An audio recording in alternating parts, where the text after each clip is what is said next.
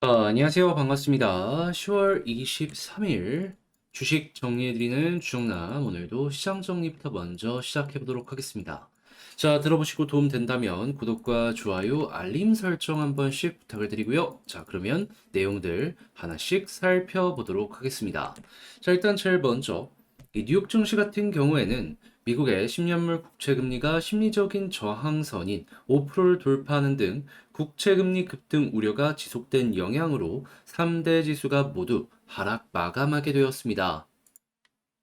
어떤 내용인지를 좀 말씀드리도록 하자면, 이제 저번에 파월 의장이 대놓고 아직 인플레가 높은 상황이다 라고 이야기하면서 이 금리 부분에 있어서 이 위에 있는 상방을 열어놓는 듯한 발언을 하게 되었죠. 하다 보니까 여기에 국채금리가 바로 영향을 받아가지고 이제 매도세가 나왔고, 그러다 보니까 10년물 기준으로 이 금리가 5%까지도 올라가는 모습이 보여지게 되었던 것이죠. 그리고 자연스럽게 이렇게 고금리가 유지되는 모습이 보여지다 보니까 증시에 악영향이 미칠 수 있다 라는 부분이 보여지다 보니까 하락을 만든 가장 큰 요소 중에 하나다라고 우리가 얼추 예상을 해볼 수가 있을 것 같고요. 자, 그런데 이렇게 안 좋은 부분이 보여지고 있다라는 건 오케이, 알겠습니다. 그런데 이게 안 좋은 부분인 건 맞지만, 그래도 이 빠져봤자 현재 위치가 가장 저점 부분일 가능성이 높다, 이렇게 볼 수 있는 이유가 뭐가 있냐면요. 일단 최근에 이 연준 위원들 역시도 발언을 연달아서 하는 모습을 확인할 수 있는데, 일단 애틀란타 연은 총재 같은 경우엔 인터뷰에서 페드가 금리 인하 시기에 관련해서 2%에 가까워질 때라고 밝히면서 뭐 그 시기에 대해서는 24년 말을 얘기하는 등 굉장히 좀 긴축적인 이야기를 했어요. 한데 여기서 우리가 알아야 되는 부분은 뭐냐면, 이렇게 긴축적인 얘기를 했던 애틀란타 연은 총재 역시 금리 인상 관련해선 지금 얘기 안 하고 있다라는 걸 확인할 수 있고요. 자, 그리고 클리블랜드 연은 총재 같은 경우에는 연방기금 금리가 고점에 다다랐던가 아니면 그 근처에 있다면서도 자신은 일단은 추가 인상을 지지한 쪽에 있다라고 밝혔는데, 근데 여기서 우리가 알아야 되는 부분은 뭐다? 고점에 다다랐던가 그 근처에 있다. 그러니까 금리 인상을 한 번 정도는 더 나는 지지한다라고 하면서도 지금 위치가 고점이다라는 이러한 발언을 하게 되었다. 이 부분을 확인할 수 있는 거고요. 자, 그리고 필라델피아 연은 총재 이 패트릭 하커, 다시 이 패트릭 하커 총재 같은 경우에는 대놓고 얘기하고 있잖아요. 지금 정책 금리를 안정적으로 유지하는 것이 신중한 선택이다라고 생각을 한다. 자, 그러면서 금리 동결을 재차 주장하게 되었습니다. 이나는 나중에 이야기다라고 하더라도 현재 위치에서 금리 인상을 굳이 할 필요는 없다라는 이야기가 공통적으로 많이 들려오고 있는 상황이다라는 겁니다. 그러면 지금 시카고 상품거래소 페드워치에 따르면 금리의 동결의 확률이 11월 달을 기준으로 놓고 봤을 때는 현재 97.8%거든요. 거의 사실 이건 확실시 된 거잖아요. 그리고 12월 달 같은 경우에도 동결의 확률이 지금 76.5%까지 올라와 있는 걸 확인을 할 수 있는데, 이 분위기만 유지된다면 지금 안 좋은 내용이 나오는데도 불구하고 동결의 확률은 계속해서 높아지고 있잖아요. 그러면 시장이 여기서 금리 인상으로 인한 증시 가격 하락, 여기에 대해서 생각을 하면서 움직이게 될까요? 전혀 그럴 일이 없어질 수가 있다라는 겁니다. 그렇게까지 지금 문제되는 내용은 솔직하게 얘기해서 많이 안 보여지고 있다가 팩트 아닐까 싶어요. 오히려 금리적인 부분보다는 지금 이제 채권이 굉장히 이런 식의 움직임을 보여주게 되는 거는 이 중동의 지정학적 리스크가 큰 요인이지 않을까 싶어요. 지금 여기에서 확전 관련된 내용들 굉장히 많이 들려오려고 하고 있는데 이게 부담이 되는 거죠. 얘기하는 것들 살펴보게 된다면은 솔직한 얘기로 여기서 멈출 것 같지가 않잖아요. 그래가지고 뭐 주변에 뭐 시리아부터 시작을 해가지고 레바논 이런 지역에서 이 무장적으로 해가지고 조금 이게 중간에 충돌이 있지 않을까라고 생각을 할 수 있는데, 전 세계에 좀 불안한 심리로 연결이 될 수 있다라고는 생각을 할 수 있습니다. 근데 이제 잘 알아야 되는 게 뭐냐면 그렇게까지 확전이 난다라고 하더라도 전 세계 증시에 미치는 영향은 제한적일 수 있습니다. 딱 하나만 보면 돼요. 이란이랑 사우디 여기만 참전 안 하면 됩니다.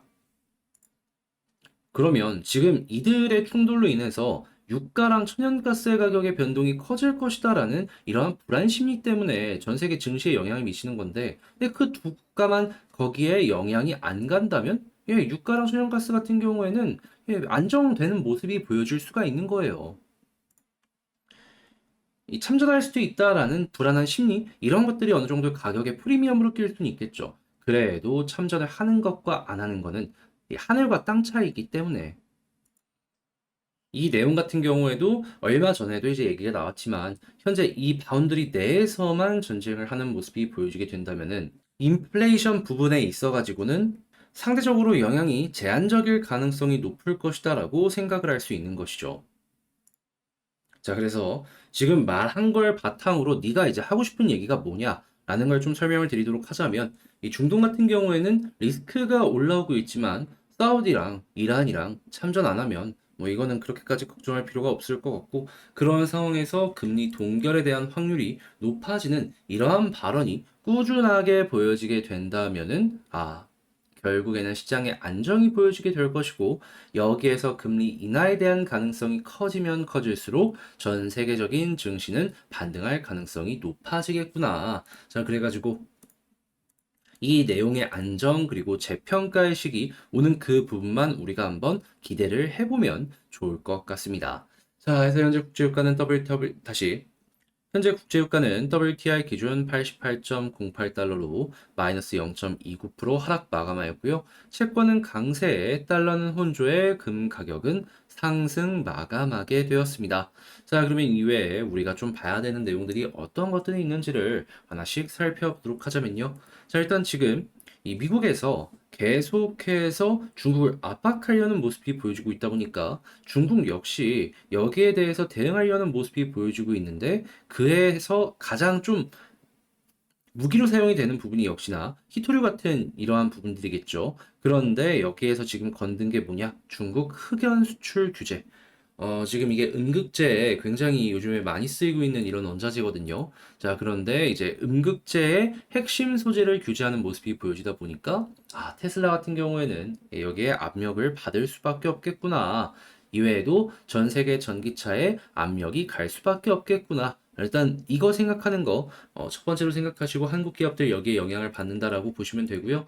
자, 그리고 지금 태양광 같은 경우에 실적 경고에 30% 급락하는 모습이 보여지고 있다라고 해요. 태양광 종목 무더기로 약세의 모습이 보여지고 있다라고 하는데 네, 지금 이 부분은 좀 안 좋을 수 있다라고 하더라도 바이든 대통령이 만약에 재선이 되고 그리고 추가적으로 이 금리가 조금 풀리며 이 친환경에 대한 지원책이 계속되는 모습이 보여지게 된다면 다시 한번 반등을 할 수 있으니까 요 부분 같은 경우에는 이 금리나 여러 가지랑 이 복합적으로 보면서 태양광을 살펴보시면 좋을 것 같습니다. 태양광도 결국에는 그 대출받아서 하는 거예요. 대출받아서. 그래서 이제 금리가 굉장히 중요해서 이런 모습이 얼추 보여진 것이 아닌가.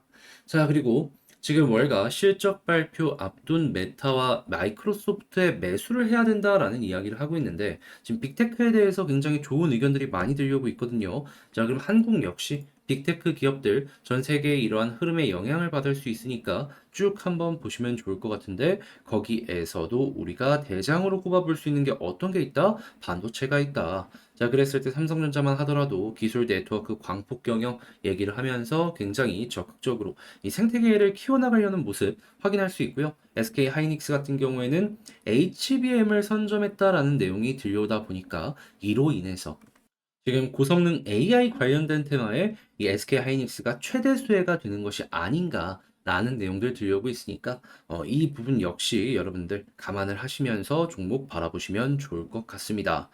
자, 그리고 지금 이 원전 관련해서 그리고 이제 여러 가지 전력 관련해서 지금 투자를 굉장히 전 세계적으로 많이 진행을 하고 있는데 전선 같은 경우에도 그만큼 많이 사용이 될 수밖에 없겠죠. 네, 이런 이 전선 같은 경우에는 기술이 좀 많이 필요하다라고 합니다. 그래서 이제 우리나라에서도 전선을 국가에서 이 보안을 이제 걸어놓는 이런 기술로 분류가 되어 있는 걸 확인을 할 수 있는데 지금 그런 와중에 이제 대장이 LS 전선이기 때문에 이 LS 전선의 사업의 이런 확장이 뭐 대한전선이나 이런 기업들까지도 굉장히 긍정적인 흐름을 만들어주고 있다라는 걸 확인할 수 있겠고요. 자, 그리고 지금 뭐 유커가 왔는데 예전과는 소비가 좀 다르다라는 이야기 상당히 많이 보여주고 있단 말이에요. 그런데 면세점부터 시작을 해서 호텔이나 이런 쪽은 생각했던 것보다 괜찮을 수 있기 때문에 이쪽 같은 경우에는 장사되는 쪽은 잘 된다라고 생각을 하시면서 여러분들 바라보시는 거 상당히 괜찮을 것 같습니다. 이 나쁜 기업은 나쁘다라고 하더라도 이 기본적으로 이 꼭 필요한 뭐 숙박부터 시작을 해가지고 좀 저렴해가지고 부담 없는 이러한 소비 이런 쪽들 같은 경우에는 지갑을 열 거 아니에요. 그런 쪽들은 오히려 이 순간이 매출이 올라가는 순간이다라고 생각을 할 수 있는 것이죠. 자, 그리고 마지막으로 이 사우디의 메가시티 이 관련해가지고 네옴시티였나요? 아무튼 이쪽 관련해서 이제 요즘에 얘기가 좀 많이 가라앉아 있는 이런 모습이 보여지곤 했는데, 근데 이제 지금 말하는 거에 거의 60% 정도가 지켜졌다라고 들려오고 있습니다. 자, 그런 만큼 지금 사우디 쪽에서 이쪽에 한국 기업 참여 관심을 가져달라라고 이야기를 하는 거 확인을 할 수 있는데, 이 건설부터 시작을 해서 다양한 여기에 들어갈 수 있는 그러한 기업들 같은 경우에는 수혜를 받을 수 있고, 그리고 이 사우디 쪽에서 투자를 해줄 수도 있을 거 아니에요. 그래서 이제 여기 테마로 연결돼서 이 올라갔었다가 지금 빠진 종목들 다시 한번 보는 시간 가져보는 것도 상당히 괜찮을 것 같습니다. 자, 이렇게 해서 시장 정리 한번 싹 해봤는데, 일단 확실히 오늘은 목소리가 좀 많이 풀리긴 했어요. 그래서 이제 여러분들 제 영상, 저번 주 영상보다는 좀 잘 들리셨길 바라며 이렇게 시장 정리 맞춰보도록 하고요. 제가 지금 말씀드린 이런 내용들 같은 경우에는 텔레그램 공부방을 통해서 말씀드리고 있으니까 영상 소개란에 있는 텔레그램 링크 한번 클릭하시고 확인하시면 좋을 것 같고요. 자, 그러면 개별 종목 살펴보도록 하겠습니다. 자, 안녕하세요. 반갑습니다. 제가 이번에 가지고 온 종목은 두산 에너빌리티를 가지고 왔습니다. 자, 일단 계속해서 빠지다가 오늘 이 바닥을 잡고 조금씩 조금씩 수급이 들어오려는 이러한 모습들이 보여지고 있죠. 증시가 조금 시끄럽기 때문에 확연하게 올라가는 모습은 아직까지는 안 보여지게 되었는데, 그래도 상황이 나쁜 건 전혀 아니거든요. 우리가 어떤 걸 보면 좋을지에 대해서 하나씩 살펴보도록 하겠습니다. 자, 들어보시고 도움 된다면 구독과 좋아요, 알림 설정 한 번씩 눌러주시면 감사드리겠습니다. 자, 일단 현재 어떠한 소식이 좀 들려오고 있냐면, 일단 원전 관련해서 전 세계적으로 일정이나 여러 가지를 봤을 때 지금은 폴란드 다음에 체코다 이런 얘기가 들려오고 있잖아요. 근데 이제 기억을 해야 되는 게 뭐냐면 체코가 지나면 내년쯤 되었을 때에는 이 사우디를 필두로 하는 이 중동 지역에서의 원전 수주 일정이 줄줄이 남아있는 걸 확인할 수가 있다라는 겁니다. 그런데 이번에 이 윤석열 대통령이 이 한국의 청와대에서 어디랑 전격적인 협업을 맺으려는 모습이 보여지고 있죠? 자, 사우디아라비아와 대규모 협력 논의의 마지막 단계까지 현재 이 중요한 내용을 진전시켰다라는 부분 보여지고 있습니다. 자, 그러면 원전 수주 일정 관련해서 우리나라가 먼저 이렇게 사전에 준비하는 모습이 보여지게 되었다면 향후에 기대 가능성 높아진다라고 생각을 할 수 있겠죠. 그게 안 되는 한이 있더라도 미리미리 잘 해놓은 것들이 보여지고 있기 때문에 이러한 움직임으로 인해서 수주 가능성이 높지 않을까? 그 전에 수급으로 연결될 수가 있다 이겁니다. 그리고 이번 이 협력이 원전 쪽에만 영향이 가는 게 아니라 이 두산 에너빌리티의 다른 사업들에도 영향이 갈 것이다라고 보여지고 있는데, 지금 어떠한 부분이 보여지고 있는지 이걸 좀 말씀드리도록 하자면, 일단 첫 번째 같은 경우에 지금 사우디와 협력을 맺는데 중요한 키워드로 지금 떠오르는 게 방산, 그리고 수소, 그리고 원전, 이 기타 등등이라고 하거든요. 근데 사우디의 입장에서 지금 한 두 가지 정도가 되게 중요해요. 어떤 거냐면, 일단 사우디의 미래 먹거리로 지금 떠오르고 있는 네옴시티, 일단 한 가지가 딱 보여지고 있고, 두 번째 같은 경우에는 현재 이스라엘이 시끄럽잖아요. 이에 대해서 사우디 같은 경우에도 준비를 하려는 그러한 모습이 보여지고 있는데, 일단 네옴시티 같은 경우에는 사우디가 이제 원유의 시대가 지났을 때 관광이나 다양한 부분으로 이제 조금 발전을 시도하려고 했을 때 그 중심이 네옴시티란 말이에요. 그러다 보니까 핵심 파트너를 구하는, 그러니까 예를 들어서 한국에는 삼성이나 이런 데가 있으니까 그런 것들을 끌어오르는 거 이제 생각을 할 수 있고요. 두 번째 같은 경우에는 그 큰 도시면 에너지원이 안정적으로 필요하게 될 거 아니에요. 그랬을 때 원전뿐만 아니라 수도 같은 경우에도 상당히 메리트 있게 이들에게 다가올 수가 있다라는 거죠. 근데 갑자기 웬 수소냐라고 할 수 있는데, 수소가 지금 한국에서는 친환경 쪽으로 굉장히 많이 떠오르고 있지만 가장 쉽게 뽑아내는 방법은 석유나 석탄이나 천연가스로 뽑아내는 겁니다. 그런데 사우디 하면은 넘쳐나죠. 그러면은 수소를 구하기도 참 쉬운 그러한 환경이라는 거고 한국과 비교했을 때 수소의 단가가 말이 안 되게 싼 상황이다라는 겁니다. 그러면 최대한 이용할 수 있으면 이용해야죠. 그러다 보니까 수소 생태계가 여기에 포함이 된 건데 두산 에너빌리티의 수소 관련되어 있는 기술력은 전 세계에서도 탑급이다 아니다? 탑급이다. 이것도 확실하게 돈 되는 부분이다라고 생각을 할 수 있는 거죠. 그리고 방위 산업 같은 경우에는 뭐 엄청나게 이제 두산 에너빌리티가 방위 쪽이랑 밀접한 관계가 있다 그건 아니지만 최근에 그 몇 년 뒤를 생각을 하면서 전투기 부품 국산화를 위해서 한국의 어디랑 지금 이 그 MOU를 맺었다? 뭐 이런 얘기가 있는 것 같더라고요. 해가지고 야 이거 방산 쪽으로도 연결될 수 있는 게 있구나 라는 걸 좀 생각을 해보시면 좋을 것 같아요. 근데 몇몇 분들은 이렇게 말씀을 하실 수도 있겠죠. 아니, 그냥 미국 쪽에게 계속해서 보호를 받던 것처럼 계속해서 사우디, 미국 쪽이랑 연결되면 되는 거 아니냐. 근데, 일단 사우디 쪽에서 어떤 일이 있었는지를 알아야 되는 게, 이전에 그 사우디의 석유 관련된 기구? 다시, 시설? 여기에서 이 테러를 한번 받았던 적이 있습니다. 그 당시에 이제 미국한테 이제 이것 좀 어떻게 해달라라고 얘기했는데, 그 당시에 대통령인 트럼프가 이를 싹 무시해버렸어요. 그리고 그때부터 사우디랑 미국 간의 이 관계가 좀 많이 깨지는 모습이 보여지게 되었고 지금 이 순간에 요즘에 사우디가 미국 말 잘 안 듣는다는 얘기가 들려오고 있잖아요. 지금까지 연결이 된 겁니다. 자, 그러다 보니까 이스라엘 시끄러운 부분에 대해서 방위에 대한 니즈가 커진 상황이었는데 미국과는 조금 거리를 두고 있는 상황이다. 플랜 B가 필요한데 그에 대해서 조금 떠올랐던 게 한국이었던 것이죠.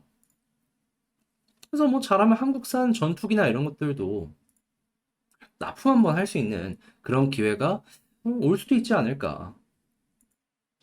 물론 돈이 없는 국가가 아니기 때문에 뭐 한국을 주력으로 쓴다 뭐 그렇진 않을 겁니다. 그래도 예. 그런 기회가 올 수 있다라는 것만으로도 충분히 기대할 수 있는 부분이 어느 정도는 있을 수 있겠죠. 자, 그래가지고 이제 이러한 부분들이 이스라엘 관련된 내용으로 시끄럽게 되면은 앞으로 못해도 한 3개월 정도 이러한 모습이 보여지게 된다면 두산 입장에선 지금 타이밍에 잘 파고 들어가지고 향후 미래 먹거리를 좀 많이 가지고 올 수 있는 그러한 순간을 맛보지 않을까 싶은 것이죠. 자, 그래가지고 내용을 봤을 때 뭐 전혀 나쁜 내용들이 다시 전혀 나쁜 내용이 하나도 없기 때문에 그냥 이대로만 돼도 사업적으로 문제가 될 건 없겠다 정도로 이제 체크를 하시면서 보시면 될 것 같고 그리고 분식 관련 내용 같은 경우에도 최근에 내용이 조용해졌잖아요. 뭐 벌금 나온다라고 하더라도 에너빌리티 입장에서는 그렇게까지 막 파괴적이다? 라고 생각을 안 해도 되는 그런 부분이지 않을까 싶은 거죠. 자, 해서 일단 나오는 내용들을 복합적으로 봤을 때는 그냥 뭐 좋다. 뭐 두산이 안 좋은 적 있었습니까? 근데 이전보다 훨씬 더 상황이 좋아지고 있는 상황이다. 정도로 이제 보시면 될 것 같고. 자, 그럼 이제 이러한 상황에서 수급이랑 차트 한 번씩 보면서 하나씩 보도록 하자면요. 일단 가장 먼저 외국인 들어와주고 있잖아요. 현재 가격이 이들이 생각을 했을 때 저점 언저리다라는 겁니다. 그러면 이렇게 계속해서 외국인이 수급을 더해주는 모습이 보여지게 된다면 어떻게 될까요? 이들로 인해서 올라가는 모습이 상당히 많이 보여줬던 과거 전적이 있기 때문에 이들로 인해서 빠르게 반등하는 모습도 기대할 수 있는 겁니다. 해서 이들이 앞으로도 한 2에서 3일 정도 더 매수해주는 모습이 보여주게 된다면요. 우리는 그냥 가만히 따라가는 것만으로도 충분히 좋은 결과 만들 수 있지 않을까 싶어요. 해서 일단은 외국인 괜찮다면 걱정하지 말아라. 그러다가 이제 기관이 돌아와 주는 모습이 보여지게 된다면 그때부터 빠르게 머리 들리는 거죠. 자, 그리고 지지라인 같은 경우에는 이제 일봉상에는 특별하게 보여지는 게 없는데 주봉이랑 월봉상 그리고 연봉으로 봤을 땐 현재 가격 언저리의 지지라인이 있는 걸 확인을 할 수 있습니다. 자, 그래서 이런 가격들 이탈하지 않는다면 이것 역시 매도를 하지 않을 만한 근거가 되어준다라고 생각을 할 수 있겠죠. 자, 그리고 이제 이런 상황에서 이제 어디를 뚫으면 본격적으로 올라가는 모습이 보여지게 될 것인가 라는 걸 이제 생각을 할 수 있는데 아래에 지지라인이 있어? 오케이. 그럼 일단 이거 편안하게 보고 그러한 상황에서 11선 지금 돌파를 못하고 있단 말이죠. 그럼 여기 뚫으면은 방향 돌겠다라고 생각하면 되는 거예요. 왜냐하면 과거에도 비슷한 결과가 있었을 때 11선 뚫고 자리 잡는 모습이 보여주자마자 바로 최소 21선 이상, 21선 혹은 여기까지 올라가는 모습이 보여주게 되었기 때문이죠. 자, 그리고 이렇게 크게 하락 이후에 21선까지 돌파하면 볼린저 밴드 상단까지 이런 식으로 순식간에 올라가는 모습이 보여지게 되었고요. 그럼 이번에도 마찬가지로 현재 가격 여기에 아래 지지라인이 있다라고 하면은 외국인 수급이 있어? 그냥 편안하게 홀딩하고 지켜보고 있다가 11선 돌파에 그러면 조금 편안하게 빠른 속도로 올라갈 수 있겠다라고 보고 있다가 21선까지 돌파하면 볼린저 밴드 상단까지 갈 수 있겠구나 라는 식으로 전략을 짜면 되겠죠. 그리고 여기에서 맞고 떨어지는 게 아니라 481선 돌파하게 된다면 과거에 481선 뚫으면 한 번 더 변동성이 나왔잖아요. 이런 식으로 조금 더 올라가는 모습 노려보시는 거 상당히 괜찮을 것 같고요. 그 이상에 대한 전략도 있지만 그거는 뭐 나중에 다시 한번 다뤄보면 되는 거니까 그건 다시 나중에 보고 지금 일단은 제가 말씀드리는 이러한 포인트들에 집중을 해가지고 여러분들 두산 에너빌리티 지켜보셨으면 좋겠습니다. 자, 그러면 지금 봤던 걸 바탕으로 총정리 한번 하면서 에너빌리티 맞춰보도록 하자면요. 일단 첫 번째, 나오는 뉴스를 봤을 때 뭐 걱정하거나 할 게 전혀 없다. 좋은 내용 많이 보여주고 있다.